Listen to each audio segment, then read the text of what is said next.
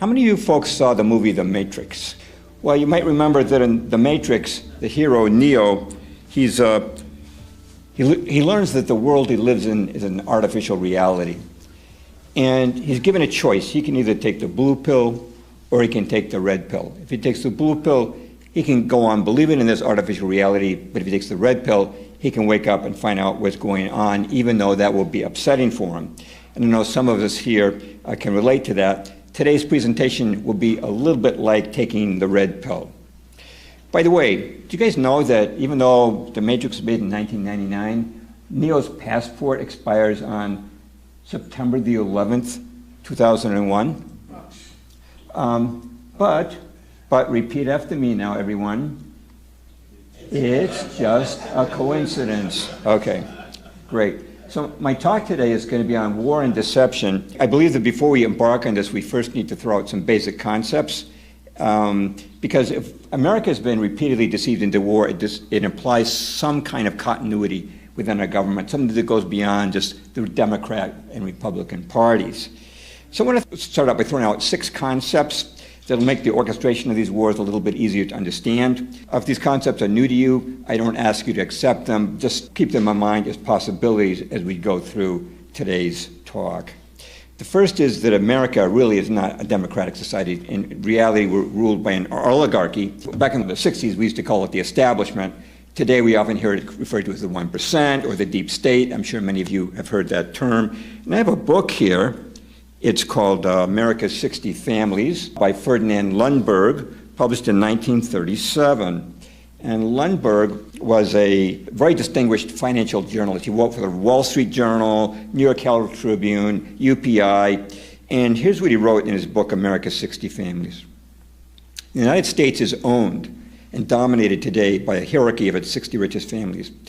These families are the living center of the modern industrial oligarchy which dominates the United States, functioning discreetly under a democratic form of government behind which a de facto government, a real government, right, absolutist and plutocratic, has gradually taken form.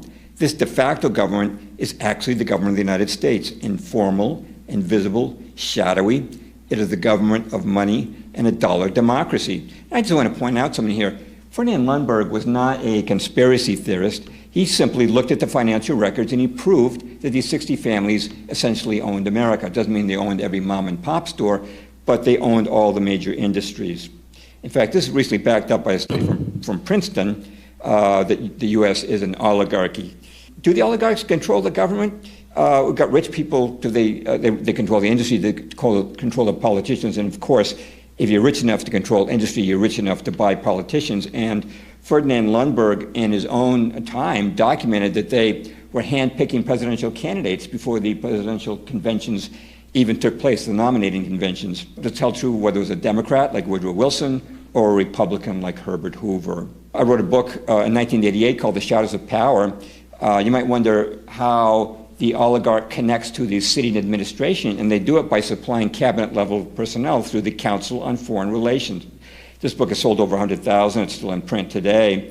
Council on Foreign Relations, CFR for short, is the main nexus between the oligarchy and the government. Just to give you some numbers to back this up, since the council was founded in 1921, it's produced 21 secretaries of defense, which used to be called the War Department, 19 Treasury secretaries, 18 secretaries of state, and 16 CIA directors. Bear in mind, this is not a big group. I mean, when Kennedy was president, they only had 900 members. They're up to about 5,000 today. Concept number 2, the oligarchy seeks a world government. In other words, a single government, ultimately, eventually, to rule the whole world. This man here is Admiral Chester Ward, the former judge advocate of the U.S. Navy, and he was a member of the Council on Foreign Relations for 16 years before he resigned in disgust. And here's what he said. So the Council's objective is submergence of U.S. sovereignty into an all-powerful one world government. This lust to surrender the sovereignty and independence of the United States is pervasive throughout most of the membership. Now, we could document this through extensive quotes from many people. The Council was formed in 1921 as a direct reaction to the U.S. Senate's rejecting America entering the League of Nations, which is the first attempt at a world government. Concept number 3, the oligarchy isn't just American, it's international in scope. Lundberg just looked at the American records, but the Council on Foreign Relations has counterpart organizations all across the globe. In England, for example, it's the Royal Institute of International Affairs.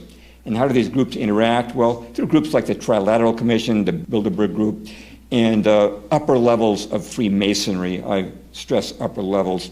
If you look at the EU, it's actually a microcosm of world government.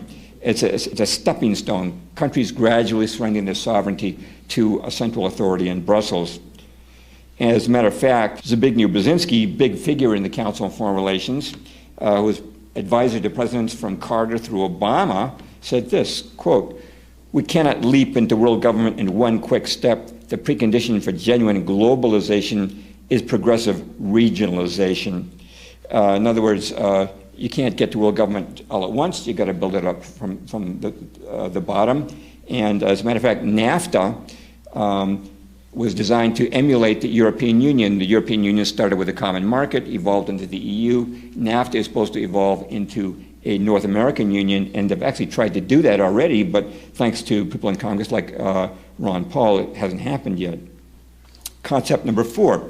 Jerusalem is to be the capital of the world government. Now, you might have noticed a lot of activity occurring recently regarding Jerusalem. For example, Trump recognizing Jerusalem as the capital of Israel.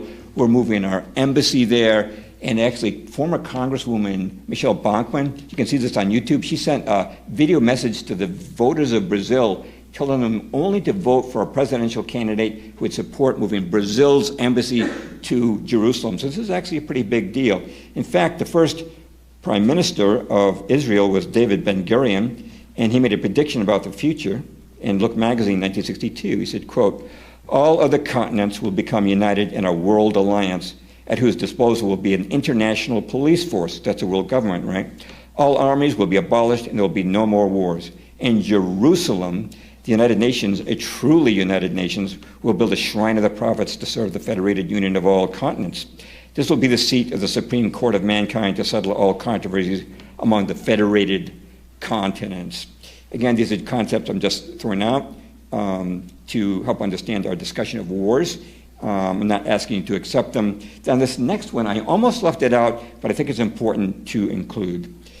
Almost left it out because it may be too hard for some people to accept. But researchers say at the uppermost levels, many of the oligarchs are Satanists, Luciferians. Not saying all of them, but many of them. Now, who says this? Well, you can go back through the history of journalism. William Guy Carr, who worked for Canadian Intelligence, wrote 3 books about this in the 1950s. The most famous was Pawns in the Game. Ted Gunderson, 29-year veteran of the FBI, whose last position actually was the special agent in charge of the Los Angeles office with 700 FBI personnel underneath him. You can see his interviews right on YouTube. Also, Dr. John Coleman, former officer in MI6, that is the British CIA. You can see his many books, white papers, and his presentations on YouTube as well. And recently, this man has caught a lot of attention. Ronald Bernard, one of Europe's top bankers, a Dutch currency manipulator. He broke with the oligarchs after he was actually asked to engage in satanic ritual child sacrifice. Several interviews with him on YouTube. This is too hard to swallow. Another thing you can take a look at is there's video from a hidden camera of the Bohemian Grove ceremony, which take place every year in California. And figures from America, from Bill Clinton to Dick Cheney to Bechtel executives, have taken part of this. And they actually take part in front of this tall owl in a mock human sacrifice. Some people say it's not really mock. But if Luciferian is too much for people to accept, well, let's just put it this way. They're not the nicest guys on the block, and they don't stay awake at night worrying about what's good for America or your best interests. Finally, concept number 6. The oligarchy controls the press. Now, in Lundberg's book, he has a chapter called The Press of the Plutocracy. Remember, this is 1937. Now, he went from coast to coast, and he demonstrated that the 60 families actually owned every newspaper chain with the exception of Howard Scripps, and they owned most of the major city newspapers. And today, it's much worse. Today, we have 6 corporations to control over 90% of all media. If you watch TV or pick up any kind of print journal that's mainstream, it's owned by one of these 6.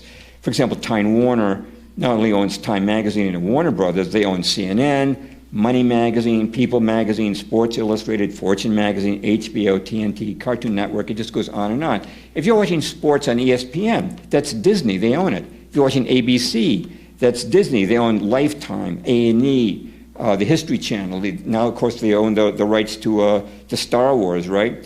And if you're watching Fox News, that is News Corp, which also owns the Wall Street Journal, the New York Post, London Sunday Times, hundreds of print journals. I mentioned Fox News. They also own Barron's. If you read Christian books printed by Zondervan, they own that too. What this means is that media is centrally controlled because these 6 corporations, their directors communicate with each other, they interlock in organizations like the Council on Foreign Relations. And that means you get a uniform reality from your TV set. And that's how they create the matrix. In other words, mainstream media is centrally controlled. Now, for people who don't believe that, let's just watch this clip. Note that these news anchors, these local news anchors, are from various networks, Fox, ABC, CBS. Hi, I'm Fox San Antonio's Jessica Headley. And I'm Ryan Wolf. Our greatest responsibility is to serve our Treasure Valley communities, the El Paso, Las Cruces communities, Eastern Iowa communities, Mid-Michigan communities. We are extremely proud of the quality, balanced journalism that CBS 4 News produces. But we are concerned about trouble and irresponsible, one-sided news stories plaguing our country. The sharing of biased and false news has become all too common on social media. More alarming, some media outlets publish these same fake stories without checking facts first. The sharing of biased and false news has become all too common on social media. More alarming, some media outlets publish these same simply aren't true without checking facts first. Unfortunately, some members of the media use their platforms to push their own personal bias and agenda to control exactly what people think. And this is extremely dangerous to our democracy. this is extremely dangerous to our democracy. This is extremely dangerous to our democracy. This is extremely dangerous to our democracy. This is extremely dangerous to our democracy. This is extremely dangerous to our democracy. This is extremely dangerous to our democracy. This is extremely dangerous to our democracy. This is extremely dangerous to our democracy. This is extremely dangerous to our democracy. This is extremely dangerous to our democracy. This is extremely dangerous to our democracy. This is extremely dangerous to our democracy.